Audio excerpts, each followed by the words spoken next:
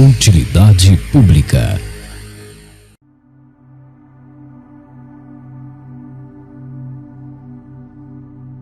Nascer é uma tragédia. Você só não percebe isso porque foi treinado a achar que viver é um privilégio. Você não pediu para estar aqui. Ninguém pediu.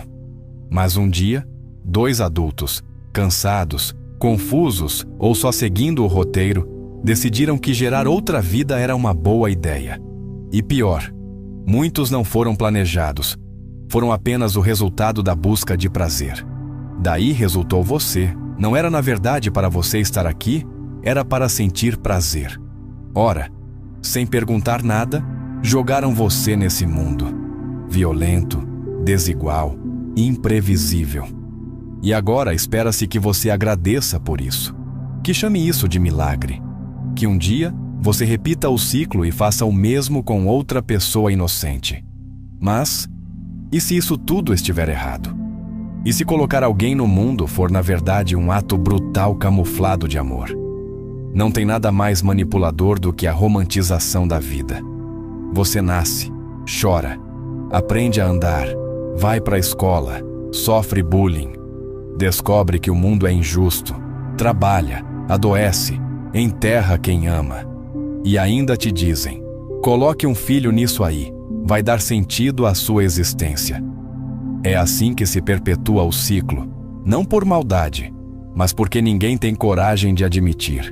O nascimento não é bênção, é condenação. Parece absurdo? David Benatar, filósofo sul-africano, diz que o maior presente que você pode dar a alguém é não tê-lo feito nascer.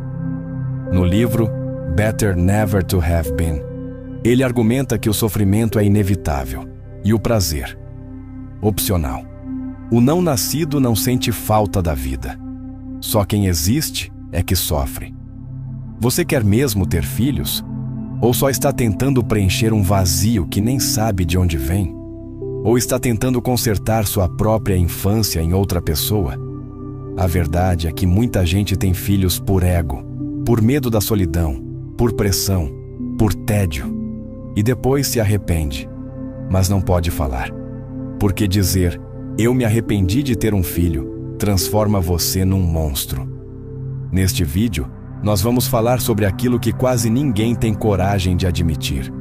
Ter filhos pode ser um erro definitivo, não tem volta, não tem desfazer. Você pode abandonar um emprego, um casamento, uma casa, mas não pode desfazer um nascimento. Se você quiser a verdade nua, incômoda e sem maquiagem, assista até o fim. Talvez pela primeira vez alguém esteja te contando o que o mundo tentou esconder a vida inteira. Você não deveria ter filhos. A maior mentira que te contaram é que sua vida só vai fazer sentido quando você gerar outra. É assim que começa o condicionamento. Não com argumentos, com aplausos. A menina que brinca de boneca ouve, vai ser uma ótima mãe. O menino que protege o irmão mais novo vai ser um bom pai. Ninguém pergunta se ele quer. Ninguém pergunta se ela pode. A pergunta já foi respondida por uma cultura que trata filhos como destino. Na lógica social, quem não tem filhos é um desvio, um fracasso, um erro estatístico. Mulheres são pressionadas por relógios biológicos, homens por legados. E todos, sem exceção, são doutrinados com a ideia de que ser pai ou mãe é a realização máxima da existência, a tal da missão da vida. A palavra família vem embrulhada em propaganda, mas o que ninguém diz é que muita gente que realizou seu sonho hoje vive esgotada, arrependida, presa a um papel que nunca quis de verdade. A maternidade e a paternidade, em sua forma real, crua, não são sobre flores, sorrisos e vídeos no Instagram. São sobre abdicação, cansaço crônico, despersonalização e muitas vezes ressentimento. Mas a sociedade exige que você sorria, porque admitir que ser pai ou mãe não foi o ápice, mas o começo da ruína interna, seria como cuspir no altar da tradição. A filósofa francesa Elisabeth Badinter escreveu que o instinto maternal é mais construção social do que impulso biológico. No livro O Mito do Amor Materno, ela desmascara a idealização que aprisiona as mulheres em um papel sacrificial. Ser mãe é amor? Pode ser. Mas também é cobrança, pressão, anulação. E quando a criança não corresponde ao que se esperava dela, emocionalmente, intelectualmente, moralmente, a frustração é inevitável. Porque, no fundo, muitos pais colocam expectativas secretas no filho, de ser melhor que eles, de dar certo, de ser um projeto de redenção. E o que acontece quando esse projeto falha? Há mães que se sentem culpadas por não sentirem amor incondicional. Pais que se arrependem de cada mudança de fralda. Gente que nunca teve tempo de processar suas próprias dores, mas decidiu reproduzir. E agora lida com um ser humano real, complexo, exigente, que cobra atenção 24 horas por dia, sem pausa, sem botão de desligar. Isso é o que ninguém conta. Porque admitir que talvez você tenha tido um filho para preencher seu próprio vazio seria imperdoável. Mas essa é a verdade incômoda. Muitos filhos são nascidos da carência, não do amor, do tédio, não da plenitude, do medo da solidão, não da coragem de amar. No fundo, o que está em jogo aqui não é só o desejo de ter filhos, é o medo de não ter, medo de estar sozinho, medo de ser esquecido, medo de que sua vida não tenha valido a pena se não houver outro para continuar. Mas filhos não são garantias contra o esquecimento, e não deveriam ser condenados a viver o peso de dar sentido à vida de alguém. Você quer ter um filho, ou quer se sentir necessário? Você quer educar, ou quer ser adorado? Você quer amar, ou quer ser salvo? A linha entre o altruísmo e o egoísmo na parentalidade é mais tênue do que querem te fazer acreditar. Ter um filho é condenar alguém à morte. Só que antes, ele vai sofrer por décadas tentando entender por que foi jogado aqui. Essa é a crueldade silenciosa da vida. Ela começa sem consentimento. Você nasce com um corpo que pode adoecer, uma mente que pode te trair, e um mundo que não liga para nenhuma das duas coisas. E ainda assim, chamam isso de milagre. Ter filhos não é um ato neutro. É uma decisão de terceiros que define a existência de alguém, para sempre. Você está assinando um contrato que o outro não leu, não entendeu e nunca poderá cancelar. Você tem noção do peso disso? O filósofo Davi Benatar foi claro. Trazer alguém à existência é sempre um mal, mesmo nas melhores condições.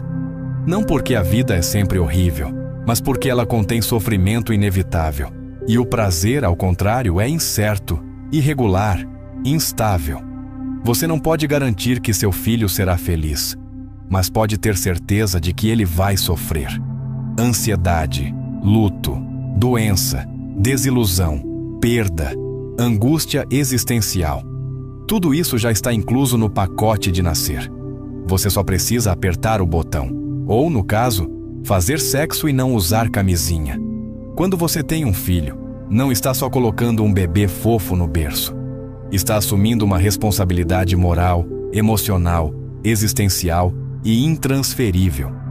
Seu filho pode crescer e te amar, mas ele também pode odiar a própria vida. Pode crescer com traumas, depressão, crise de identidade, vazio, revolta. E aí? Você vai dizer que fez o seu melhor. Não é suficiente, porque você foi o gatilho da existência dele. A sociedade empurra a ideia de que vale a pena no final. Mas e se não valer?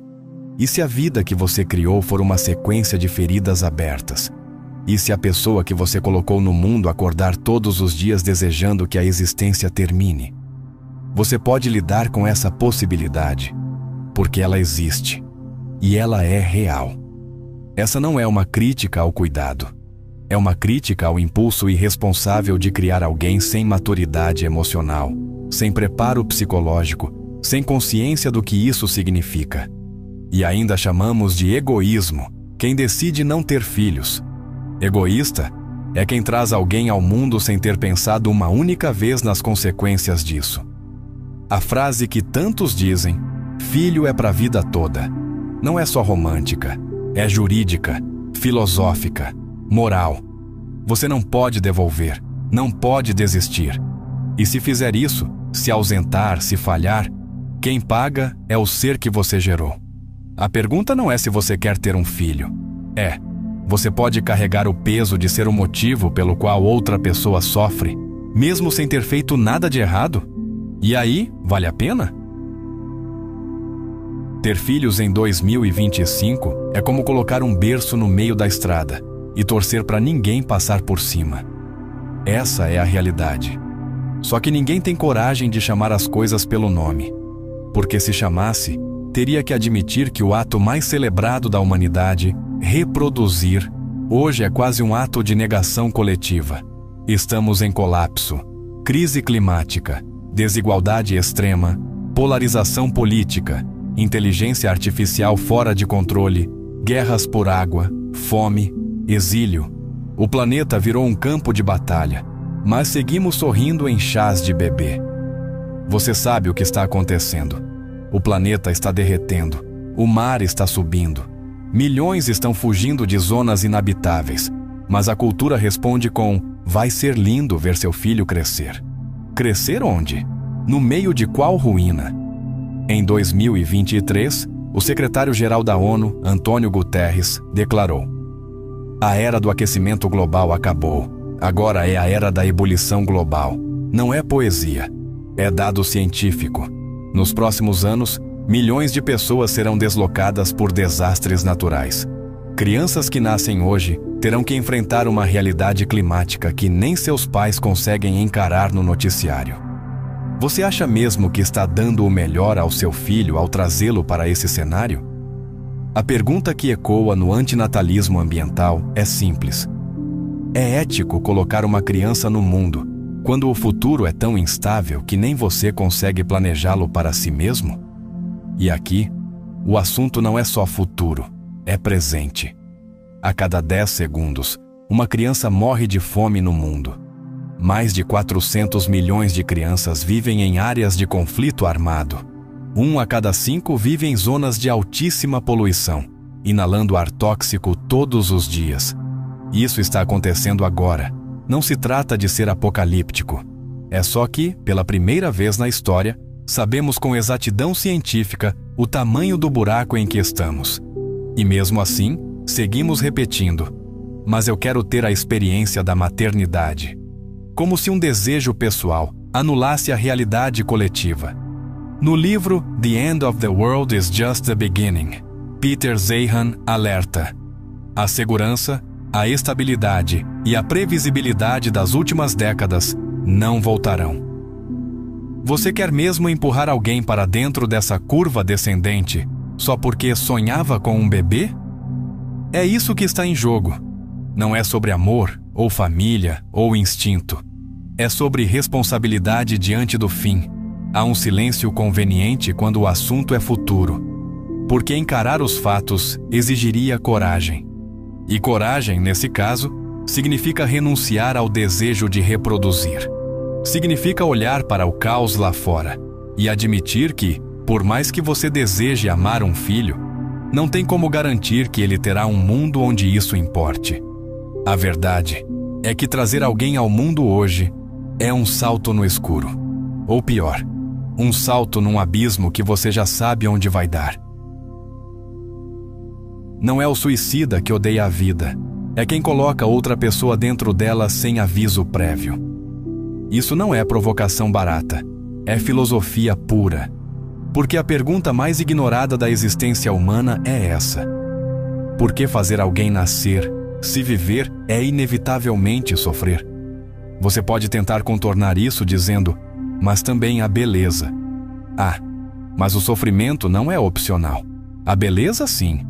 O filósofo David Benatar, no livro Better Never to Have Been, diz o que ninguém tem coragem de dizer: a ausência de sofrimento é boa, mesmo que ninguém exista para aproveitar isso. Já a ausência de prazer não é ruim, a menos que alguém exista para sentir falta dele. Essa lógica desarma qualquer argumento romântico, porque revela a assimetria brutal da existência. Evitar o sofrimento é sempre melhor do que criar a chance de prazer, ao custo da dor. Você já percebeu que o simples fato de viver exige esforço constante? Respirar, trabalhar, amar, perder, recomeçar. A vida é um esforço ininterrupto de não cair no abismo. E ainda assim, o abismo engole todo mundo no final. Doença, velhice, morte. Ter filhos é, no fundo, criar um ser que inevitavelmente perderá tudo. Tudo que ele ama, tudo que ele for, tudo que ele tiver.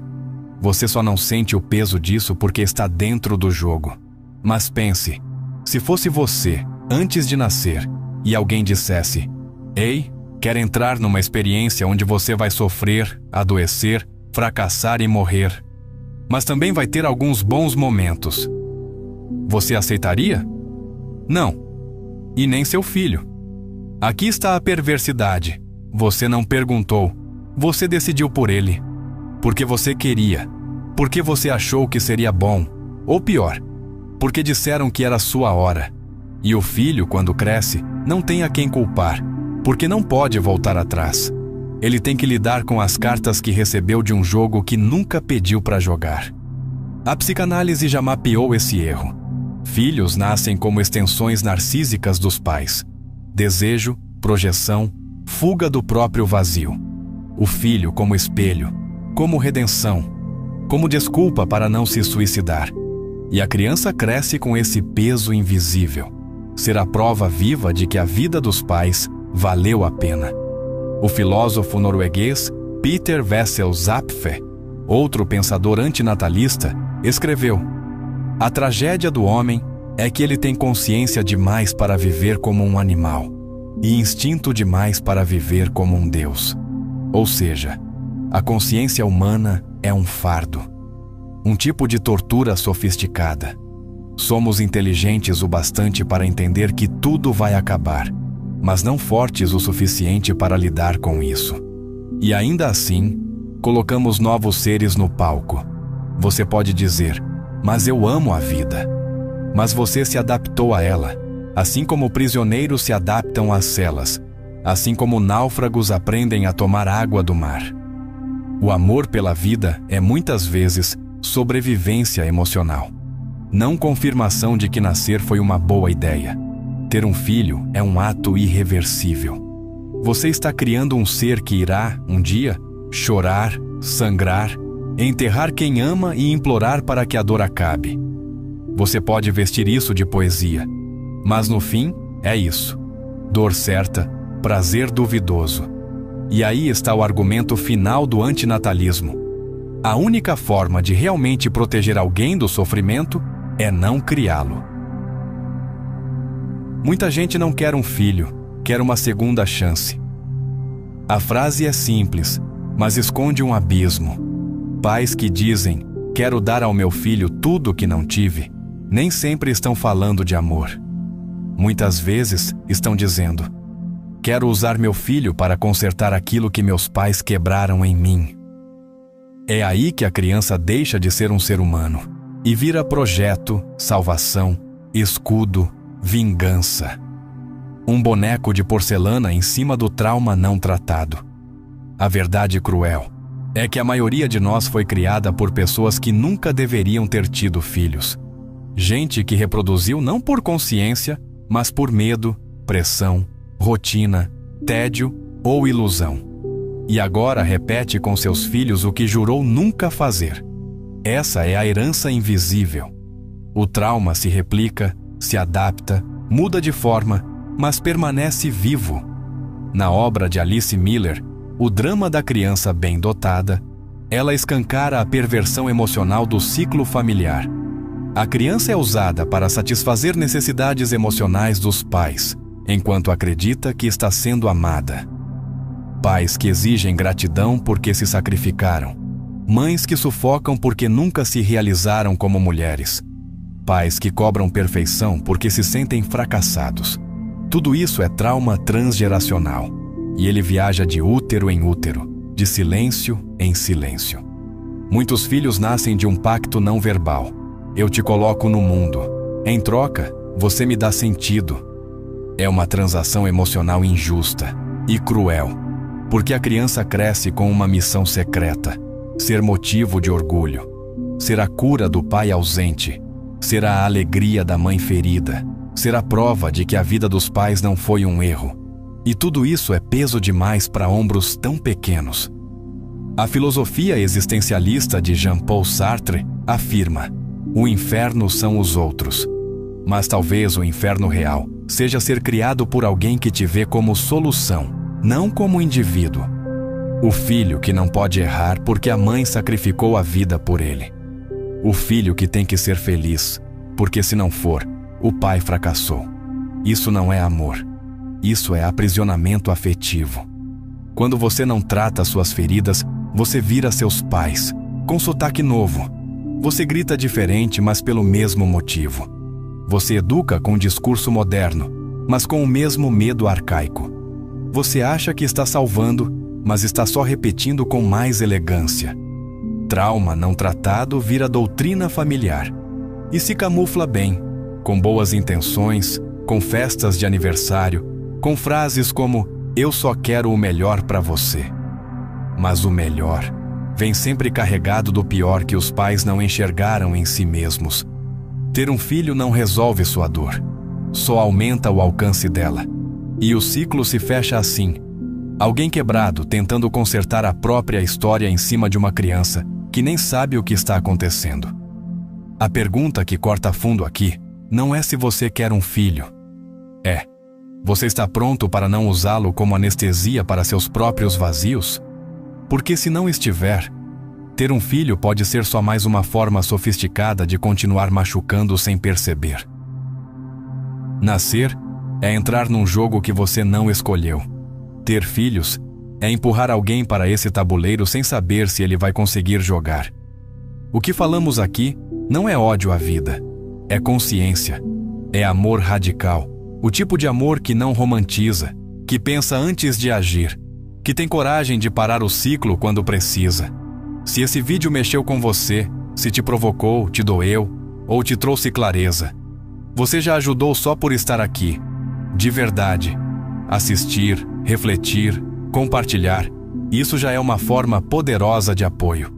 Mas se você sente que esse tipo de conteúdo precisa existir, se acredita que essa conversa tem que continuar acontecendo com mais força, mais alcance, mais coragem, considere se tornar membro do canal. Além de ajudar diretamente esse trabalho a continuar, você recebe conteúdos exclusivos, bastidores, interações mais próximas e acesso antecipado a vídeos. Outra forma de apoiar é através do Super Thanks, uma ferramenta simples, mas que faz uma diferença imensa. É como deixar um obrigado em forma de impulso, um reconhecimento direto, um sinal silencioso de que essa mensagem te tocou.